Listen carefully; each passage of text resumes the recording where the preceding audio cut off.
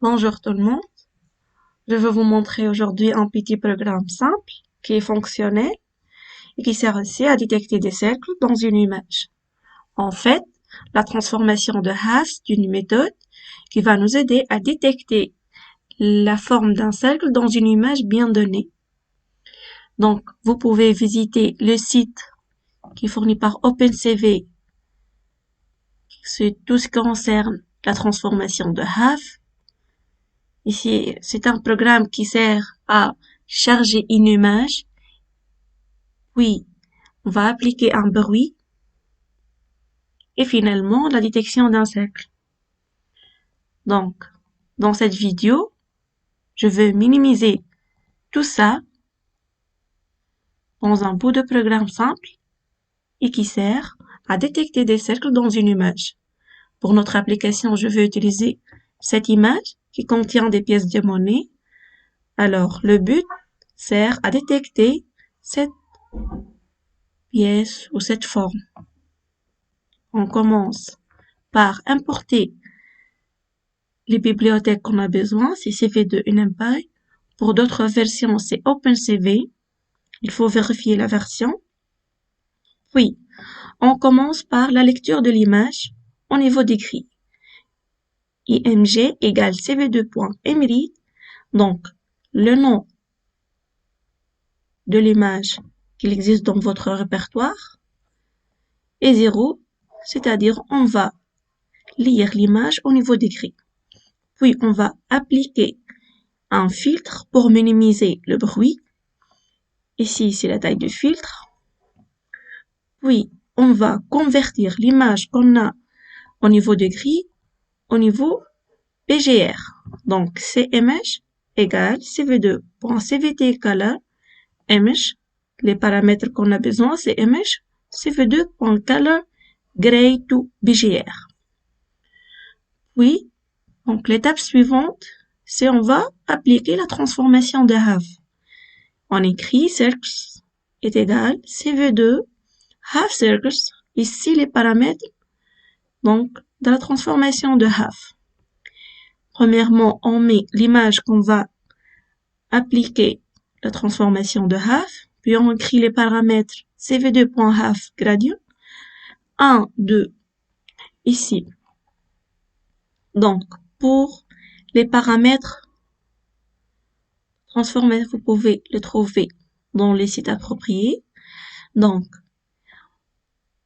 1, c'est inverse ratio of resolution.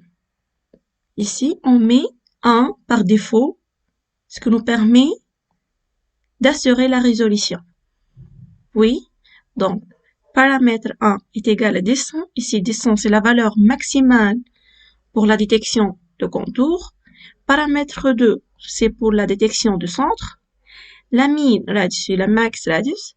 Ici, ces deux valeurs donc nous permet de préciser la distance entre deux cercles qui existent dans la même image. Par exemple, ici dans notre application, si on connaît par défaut, ou bien si on connaît en avance que la distance, par exemple, entre la distance minimale entre ces deux pièces ou ces deux cercles est égale à, par exemple, 1 cm. C'est la distance minimale. On écrit ici mi radius est égal à 1. Si on ne connaît pas, on met 0 par défaut dans min radius et max radius. Puis, on va écrire les circles. Circles est égal mp.unit16 mp.aroundCircles. Donc, cette instruction nous permet d'arrondir uniformément un nombre au décimal qui est 0 par défaut ici. Puis, on va parcourir les cercles, tous les cercles qui existent, et on va dessiner ou bien préciser les centres et les contours. Ici, on met CMH, l'image, et les paramètres. Ici, c'est la couleur qu'on a utilisée pour dessiner la cercle. Ici, c'est le rayon. Donc, puis on va l'afficher Tout on écrit cv2.imshow. Ici, on écrit donc le nom de la fenêtre de l'image qu'elle va afficher. Et comme deuxième paramètre, on met donc l'image qui est traitée précédemment. Puis on écrit cv2.waitKey0, cv2.destroy all windows. Et on commence l'exécution. Donc, je vous conseille ici d'utiliser comme un logiciel de programmation, c'est Jupyter-Lab, donc fourni par Anaconda. Ici, c'est en fait très efficace et très simple à utiliser. Il contient ce qu'on appelle plusieurs cells. Donc, c'est une cells, deuxième, troisième, quatrième, etc. Donc, il permet d'exécuter, une par une. Donc, par exemple, ici, CV2, import NumPy as MP. Donc, on clique sur Run.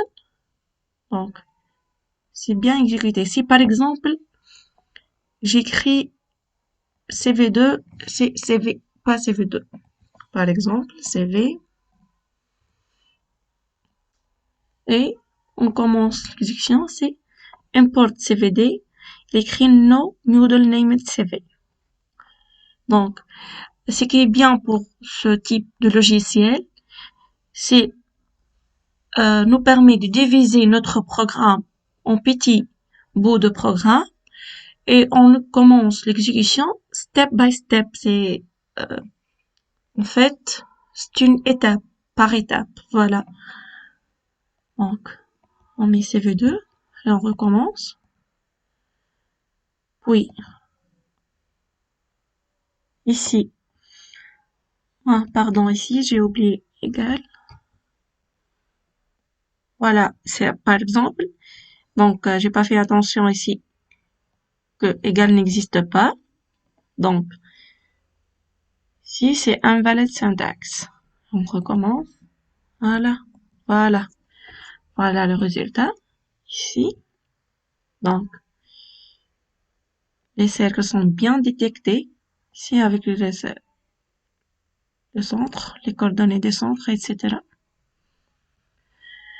Finalement, voilà. Donc, c'est un programme qui est très simple et très fonctionnel. Ici, vous pouvez jouer sur le paramètre 1 et paramètre 2. Si vous avez d'autres images qui sont plein de cercles, ici par exemple, si je vais changer le paramètre 1 par 120, je recommence l'exécution. Ici, pardon.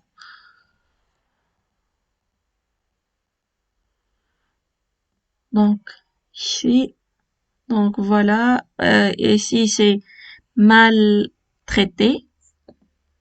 Donc, si par exemple je vis ces paramètres à 90 et je recommence. Donc par exemple ici, c'est l'erreur que hors de fonction, hors de loop, c'est 90, c'est une valeur n'est pas appropriée pour cette application, peut-être pour d'autres, mais c'est pas la valeur exacte pour cette application. Par exemple, je mets 50. Donc voilà, c'est maltraité. Donc le but c'est il faut bien tester vos paramètres et bien choisir la valeur qu'elle convienne à votre application. Donc je viens, voilà. Pardon. Donc on recommence. Voilà. Voilà le résultat. Donc je vous assure qu'il est fonctionnel et je veux dire qu'elle est fonctionnelle pour ce type d'application. Vous pouvez l'améliorer, vous pouvez ajouter d'autres instructions, vous pouvez, par exemple, capturer une vidéo et la traiter comme une image, etc., etc.